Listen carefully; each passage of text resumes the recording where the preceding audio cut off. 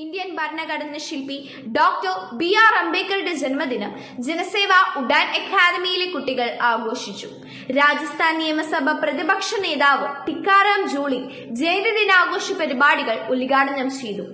मेरे पास आपको कहने के लिए, बधाई देने के लिए मेरे पास शब्द नहीं है कि इतना अच्छा काम कोई व्यक्ति किस प्रकार से अपना पूरा जीवन इन बच्चों के लिए लगा दे, इससे बढ़कर क्या बात हो सकती है। मैं मेरी ओर से आपको बहुत बहुत बधाई और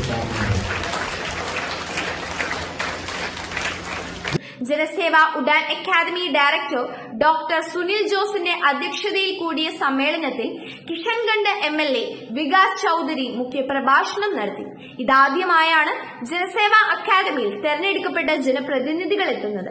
ഇത് ഉഡാൻ അക്കാദമിയുടെ പ്രവർത്തനങ്ങൾക്ക് രാജസ്ഥാൻ ഭരണാധികാരികളിൽ നിന്ന് ലഭിക്കുന്ന അംഗീകാരമാണെന്ന് ജനസേവ ചെയർമാൻ ജോസ് മാവേലി വിലയിരുത്തുന്നു. അക്കാദമിയിലെ കുട്ടികൾ രാഷ്ട്രത്തിന്റെ സ്വാതന്ത്ര്യ സമര നേതാക്കളെ ഇത്തരത്തിൽ പരിചയപ്പെടുന്നത് ആദ്യമായാണ്.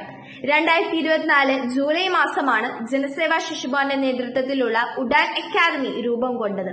ഇന്ന് 5 സെന്ററുകളായി 7 പ്രദേശങ്ങളിൽ നിന്നുള്ള 927 കുട്ടികളാണ് ഉഡാൻ അക്കാദമിയിൽ പരിശീലനം നേടുന്നത്.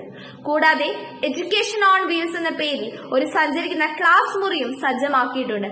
പോഷകാഹാര സമ്പന്നമായ 2 നേരത്തെ ഭക്ഷണവും യാത്രാ സൗകര്യത്തിനായി 2 വാഹനങ്ങളും ഏർപ്പെടുത്തിയിട്ടുണ്ട്.